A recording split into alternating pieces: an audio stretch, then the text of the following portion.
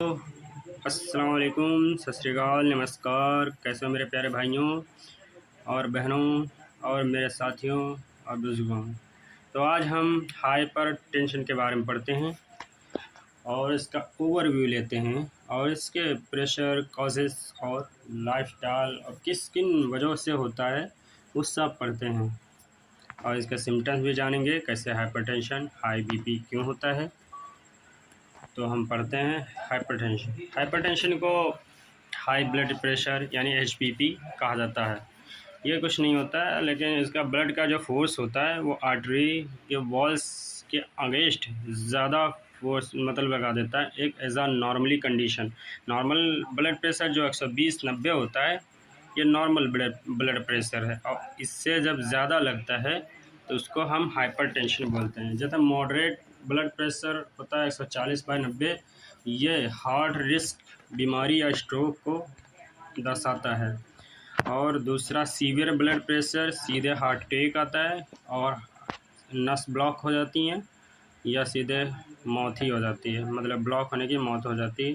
तो इसको 2 पॉइंट में हम जानते हैं, एक सिस्टोलिक होता है, डायस्टोलिक। सिस्टोलिक जो 120 होता है और डायस्टोलिक जो 90 नंबर्स में होता है। mmMg एक यूनिट होती है जिससे हम ब्लड प्रेशर को मेज़र करते हैं।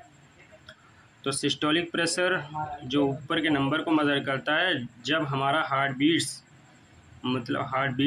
करता है तो आर्टरीज में, और दूसरा ये जब बीट्स और आर्टरी के बीच में ही प्रेशर का मेज़रमेंट होता है, वो लोअर में। ओके, लोअर में क्या कॉजेस हैं? जब हम ज़्यादा से ज़्यादा सोडियम इंटेक करते हैं और प्रॉपर सोते नहीं हैं, और ज़्यादा अल्कोहल इंटेक करते हैं, या ज़्यादा हम टेंशन लेते हैं, और ओबेसिटी मोटापा, बहुत ही आरामदायक ज़िंदगी गुजारते हैं, और डायबिटीज़ हो जाए या मेटाबॉलिक सिंड्रोम मेटाबॉलिक प्रॉब्लम हो जाती है, जिससे कि पेट में दिक्कतें होना, हार्मोन्स लेवल में डिस्टर्बेंस क्रिएट होना, और किडनी डिसीज़ हैं, और एक हार्ट यानी जन्मजात यानी पैदाइशी बीमारी हार्ट के रिलेटेड हो, या मेडिकेशन जो हम दवाइयाँ वगैरह लेते हैं उनके साइड इफ़ेक्ट की वजह से हम हाइपरटेंशन हो जाता है।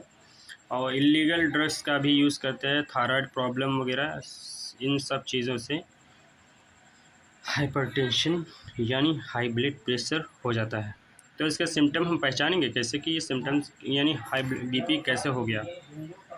तो सीवियर हेडेक होगा, सबसे ज़्यादातर बहुत तेज़ खूब ज़्यादा हेडेक होगा, कभी कभार नोज़ ब्लीडिंग होगी, हमें विज़न प्रॉब्लम होगा, दिखने में दिक्कत होगी, थकान होगी, सीने में दर्द होगी, और सांस लेने में भी दिक्कत होगी, यानी चलने फिरने में या चढ़ने में या ऊंचाइयों पर तब हमें सांस लेने में दिक्कत होती है। इर्रेगुलर हार्ट बीट होगी, कभी हार्ट बीट बढ़ जाएगी यानी दिल की धड़कनें बढ़ जाएंगी, या तो दिल की धड़कन लो हो जाएगी।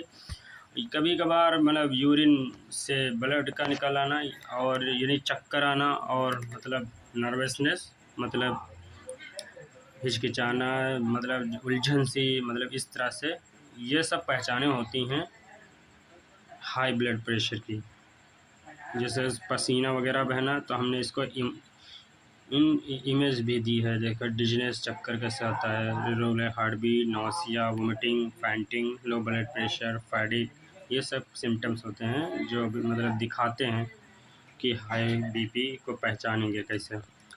तो डाइट क्या लेना चाहिए? फ़िश को खाना चाहिए, शुगर को हल्की मात्रा में खाना चाहिए, रेड मीट को हल्की मात्रा में से, जैसे कि बकरे का गोश्त वगैरह, और लो फैट डायरी प्रोडक्ट्स हल्का जिसमें फ़ैट कम होना चाहिए, उस वाले प्रोडक्ट को हमें खाना चाहिए। तो रेगुलर एक्टिविटीज़ हमें क्या करना चाहिए? हमें वेट को कम करना चाहिए, एक्सरसाइज करनी चाहिए, फिज़िकल एक्टिविटी 40 मिनट तक करनी चाहिए, वॉकिंग टहलना चाहिए, साइकिल चलाना चाहिए, जॉगिंग करना चाहिए, स्विमिंग करना चाहिए, और स्मोकिंग से बचना चाहिए कि स्मोक हम ना करें, क्योंकि अगर स्मोक करेंगे तो हमारे आर्टरीज वगैरह क्या होती हैं, सिकुड़ने लगती हैं, और बहुत सी दिक्कतें हैं। अल्कोहल को शराब को नहीं पीना चाहिए। ट्रीटमेंट क्या है? यह रैमप्रिल होती है जो एज इनहिबिटर होती है, chlorthalidone, diabetes medicine, atenolol, beta blocker, amlodipine, calcium channel blocker होती हैं जो हम मेडिसिन देते हैं हाई ब्लड प्रेशर में। लेकिन वार्निंग है, मैंने पहले ही वार्निंग दे चुका हूँ, फिर भी एक बार और बताया देता हूँ। I will share knowledge you about your disease मतलब and symptoms, causes, treatment and diet, but you will not try to use the medication on patient.